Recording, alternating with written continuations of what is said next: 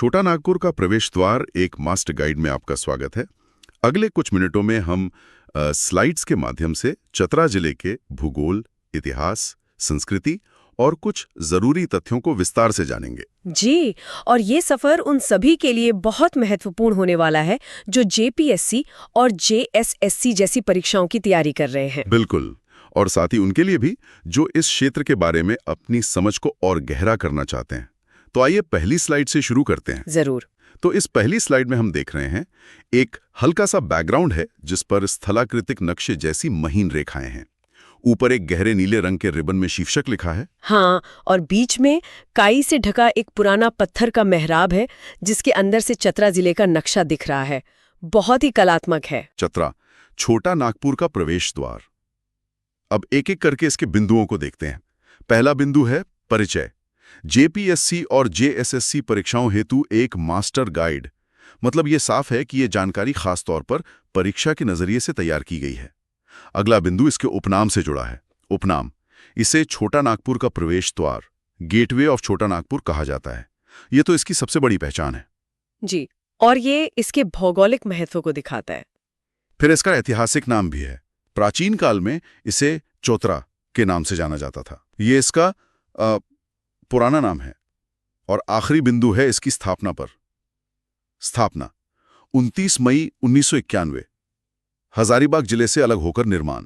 यानी ये जिला 29 मई 1991 को बना, हजारीबाग से अलग होकर। हाँ, और नीचे एक भूरे रंग का बॉक्स है जिसमें लिखा है एग्जाम फैक्ट। स्थानीय लोग इसकी प्राकृतिक सुंदरता के कारण इसे झारखंड का मिनी स्विट्जरलैंड भी कहते हैं। अच्छा, मिनी स्विट्जरलैंड, ये तो एक दिलचस्प तथ्य है। अब चलते हैं अगली स्लाइड पर। प्रशासनिक ढांचा और सीमाएं। इस स्लाइड में हम देख रहे हैं एक नक्शा है जो चतरा जिले के प्रशासनिक ढांचे को दिखा रहा है। यह नक्शा नीले और सुनहरे रंग में बटा हुआ है। हाँ, और इसके चारों ओर दिशाएं भी बताई गई हैं। उत्तर में बिहार, पश्चिम में पलामू, दक्षिण में लातेहार और रांची, और पूर्व में हजारीबाग। प्रशासनिक ढांचा और सीमाएं, तो इसका पहला बिंदु देखते हैं। पहला बिंदु है प्रमंडल। यह उत्तरी छोटा नागपुर, नॉर्थ छोटा नागपुर का हिस्सा है। मतलब प्रशासनिक तौर पर चतरा उत्तरी छोटा नागपुर प्रमंडल में आता है। अनुमंडल 2, चतरा और सिमरिया। जिले में कुल 12 प्रखंड हैं। तो जिले में 2 सब डिवीजन है और कुल 12 ब्लॉक्स हैं। जी। और सीमाएं तो हमने नक्शे में देख ही ली। सीमाएं उत्तर में बिहार, गया, दक्षिण में लातेहार, रांची, पूर्व में हजारीबाग, पश्चिम में पलामू। ये इसकी भौगोलिक स्थिति को और साफ करता है। और संस्कृति पर एक बिंदु है, संस्कृति। बिहार के गया से सटे होने के कारण यहाँ मगही संस्कृति का प्रभाव है। ये एक तरह से स्वाभाविक भी है। बिल्कुल, सीमाओं पर संस्कृतियों का मिलना जुलना आम बात है। नीचे एक एग्जाम अलर्ट बॉक्स भी है। हाँ, इसमें लिखा है महत्वपूर्ण, चतरा की दोनों विधानसभा सीटें चतरा और सिमरिया एससी अनुसूचित जाति के लिए आरक्षित हैं।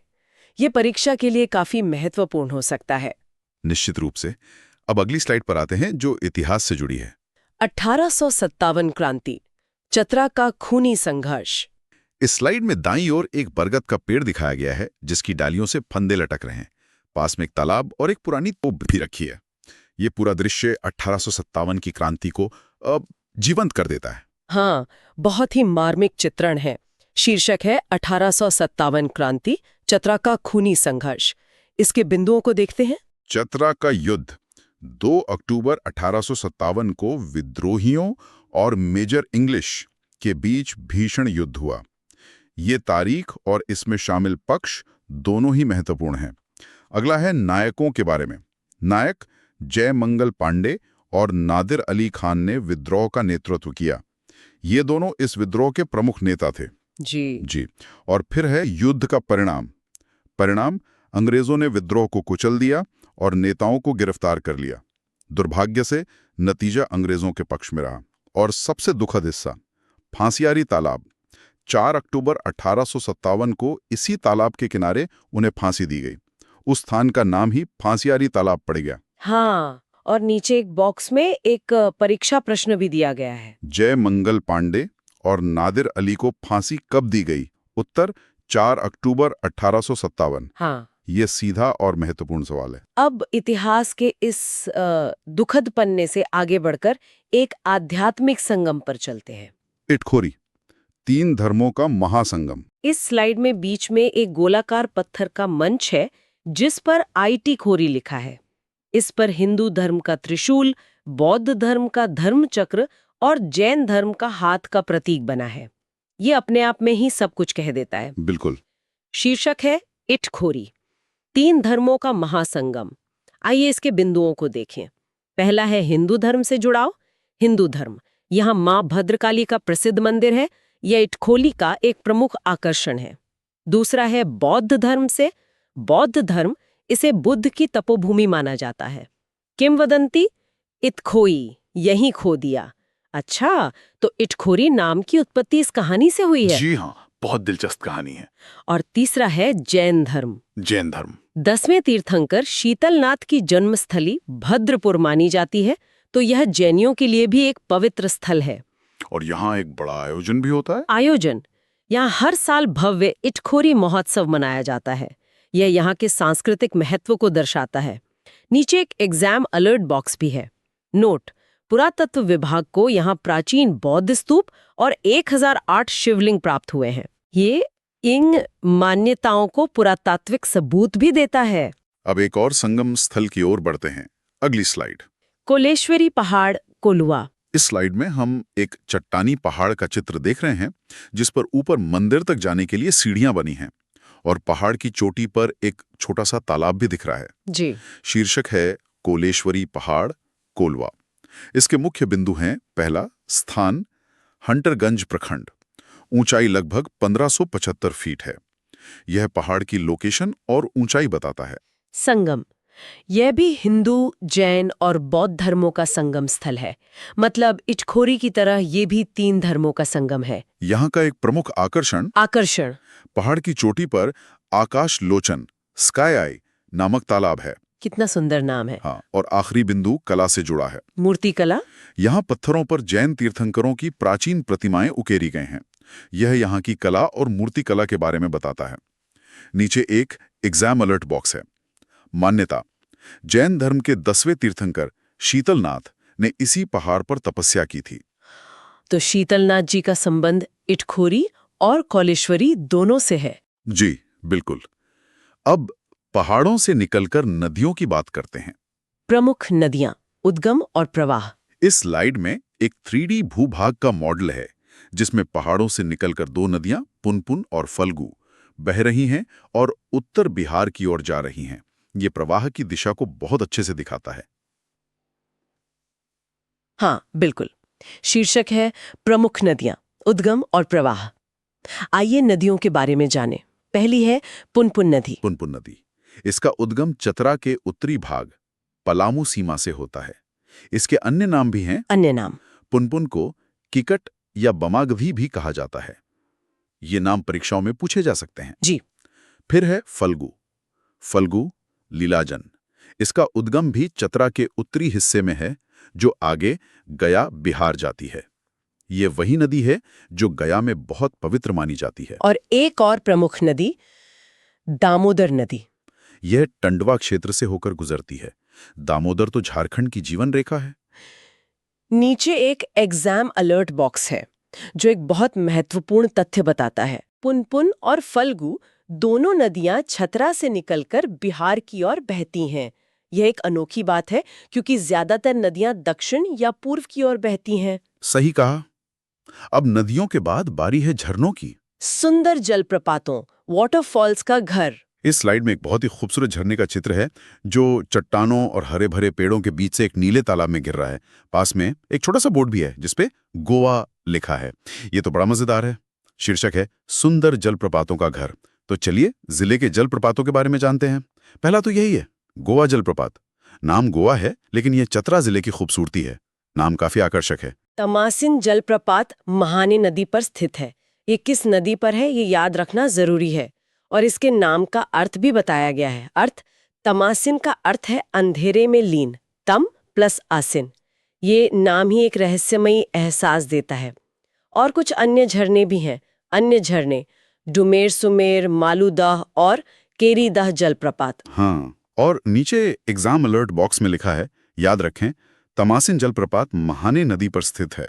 ये प्रश्न अक्सर पूछा जाता है, तो ये एक महत्वपूर्ण तथ्य है। अब झरनों और हरियाली से आगे बढ़कर यहाँ की वन संपदा को देखते हैं। वन्य जीव और वन संपदा। इस स्लाइड में हम एक घने जंगल का 3D मॉडल देख रहे हैं। एक आवर्धक लेंस जंगल के ऊपर है जिसमें 50% लिखा है और जंगल के बीच में एक बाघ का सुनहरा चित्र बना है। ये विजुअल अपने आप में चतरा की वन संपदा की कहानी कह रहा है। शीर्षक है वन्य जीव और वन संपदा। आइए इसके बिंदुओं को देखें। पहला, वन क्षेत्र। चतरा झारखंड के सर्वाधिक वन प्रतिशत वाले, लगभग 50% वाले जिलों में से एक है। मतलब जिले का लगभग आधा हिस्सा जंगल है। जी, ये बहुत बड़ी बात है। दूसरा बिंदु एक प्रमुख अभयारण्य के बारे में है, लावालांग अभयारण्य। इसकी स्थापना 1978 में हुई थी और इसका स्थान ये है, लावालांग प्रखंड में स्थित है। 207 वर्ग किलोमीटर। क्षेत्रफल भी काफी बड़ा है। हाँ, और यहाँ पाए जाने वाले प्रमुख जीव यहाँ बाघ, तेंदुआ, चीतल और सांभर पाए जाते हैं। ये यहाँ की समृद्ध जैव विविधता को दिखाता है। नीचे एग्जाम अलर्ट बॉक्स में लिखा है, रैंकिंग फैक्ट, फॉरेस्ट परसेंट के मामले में चतरा लातेहार जिले के साथ शीर्ष स्थान पर रहता है। ये रैंकिंग से जुड़ा एक महत्वपूर्ण तथ्य है और एक बड़ा थर्मल पावर प्लांट दिखाया गया है। ये पूरी तस्वीर ऊर्जा उत्पादन को दर्शाती है। बिल्कुल। शीर्षक है उद्योग, झारखंड का एनर्जी हब। जिले के उद्योगों के बारे में जानते हैं। पहला बिंदु कोयला खदानों पर है। कोयला खदानें टंडवा में आम्रपाली और मगध माइंस एशिया की सबसे बड़ी ओपन कास्ट माइंस है। ये तो बहुत बड़ी खदानें हैं। हाँ, एशिया की सबसे बड़ी। अगला है एनटीपीसी के बारे में। एनटीपीसी टंडवा, यहाँ north Karanpura super thermal power project स्थित है और इसकी क्षमता भी बताई गई है। क्षमता 1980 मेगावाट, 660 मेगावाट की 3 इकाइयां। ये बहुत ज्यादा बिजली उत्पादन है। और इन उद्योगों के समर्थन के लिए रेलवे, टंडवा में कोयला ढुलाई के लिए रेलवे लाइन मौजूद है। ये तो जरूरी भी है। नीचे एक एग्जाम अलर्ट बॉक्स है, महत्वपूर्ण। मगध और आम्रपाली खदानें कोल इंडिया CCL की सर्वाधिक उत्पादन देने वाली परियोजनाएं हैं, तो ये देश के लिए भी बहुत महत्वपूर्ण है। अब उद्योग से हटके कृषि और इतिहास के संगम को देखते हैं। कृषि बदलाव और ऐतिहासिक किले। इस स्लाइड में एक तरफ एलोवेरा का पौधा और पोस्ता का फूल है और दूसरी तरफ एक पुराने किले के खंडर हैं। ये कृषि और इतिहास के संगम को दिखा रहा है। जी, शीर्षक है कृषि बदलाव और ऐतिहासिक किले। इसके बिंदु हैं, अफीम बनाम एलोवेरा। अवैध अफीम की खेती को रोकने के लिए अब एलोवेरा और औषधीय खेती को बढ़ावा दिया जा रहा है। यह एक बहुत ही सकारात्मक बदलाव है। हाँ बिल्कुल। अगला है एक ऐतिहासिक स्थल के बारे में, कुंदा का किला। कुंदा प्रखंड में एक ऐतिहासिक किले के खंडर मौजूद हैं। कनेक्टिविटी पर एक महत्वपूर्ण बिंदु है। कनेक्टिविटी, चतरा शहर तक अभी रेल लाइन नहीं पहुंची है। निकटतम गया हजारीबाग रोड। यह एक बड़ी कमी है। और आखिरी बिंदु फिर से अफीम से जुड़ा है, पुलिस अभियान। अफीम उन्मूलन के लिए पुलिस लगातार अभियान चलाती है। यह प्रशासनिक कार्रवाई को दर्शाता है। नीचे एक अलर्ट बॉक्स है, कुंदा फोर्ट। कुंदा का किला एक पुरातात्विक महत्व का स्थल है जो अब खंडहर बन चुका है। अब जिले के लोगों और आंकड़ों पर एक नजर डालते हैं। जनगणना 2011 यानी सेंसस डेटा। इस स्लाइड में एक फीडी ग्राफ है जिसमें बढ़ते हुए बार हैं और एक तराजू है जिस पर पुरुष और महिला के प्रतीक बने हैं। ये जनसंख्या के आंकड़ों का प्रतिनिधित्व कर रहा है। जनगणना 2011 सेंसस डेटा। आइए 2011 की जनगणना के आंकड़ों को देखें। पहला है कुल जनसंख्या।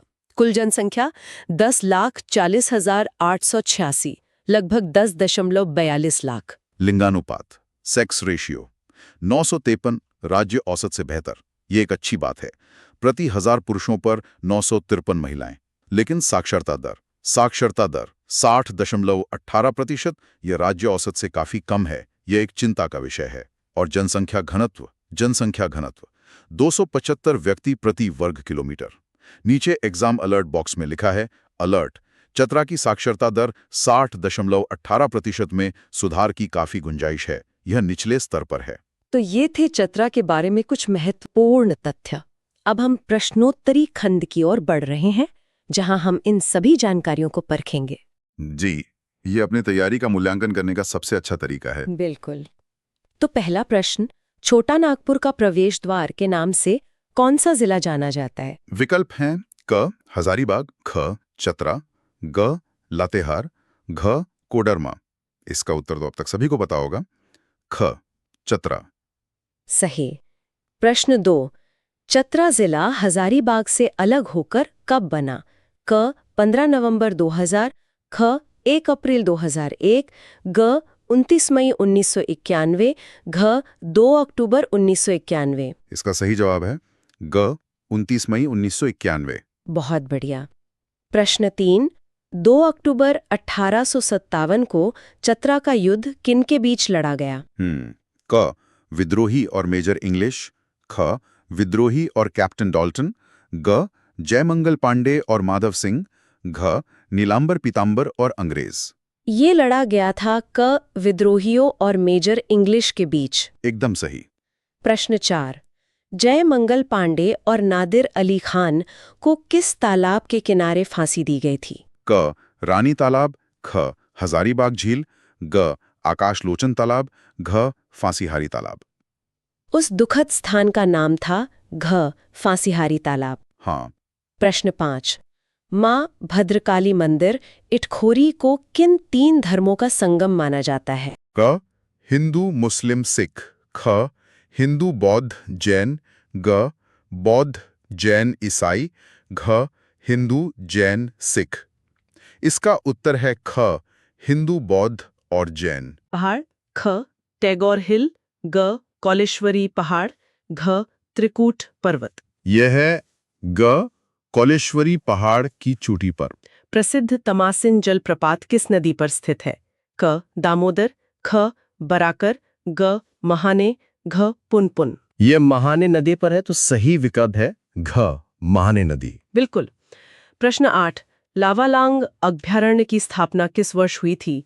क 1978, ख 1985, ग 1991, घ 2000। इसकी स्थापना हुई थी क 1978 में। North Karanpura super thermal power project कहाँ स्थित है? क पतरातू, ख टंडवा चतरा, ग बोकारो, घ चंद्रपुरा। ये चतरा में है, तो उत्तर है ख टंडवा चतरा। और आखिरी प्रश्न, 2011 की जनगणना के अनुसार चतरा जिले का लिंगानुपात कितना है? क 948, ख 943, ग 922, घ 953। इसका सही जवाब है घ 953, जो राज्य के औसत से बेहतर था। बहुत अच्छे। इस विजुअल गाइड के साथ हमने चतरा जिले के कई महत्वपूर्ण पहलुओं को छुआ है। इसके गौरवशाली इतिहास से लेकर इसकी प्राकृतिक सुंदरता और औद्योगिक क्षमता तक। जी, और आशा है कि ये जानकारी सभी की तैयारी में सहायक होगी और उन्हें इस क्षेत्र को बेहतर ढंग से समझने में मदद करेगी। बिल्कुल। इन प्रश्नों का अभ्यास करके कोई भी अपनी तैयारी का मूल्यांकन कर सकता है। आज के लिए बस इतना ही।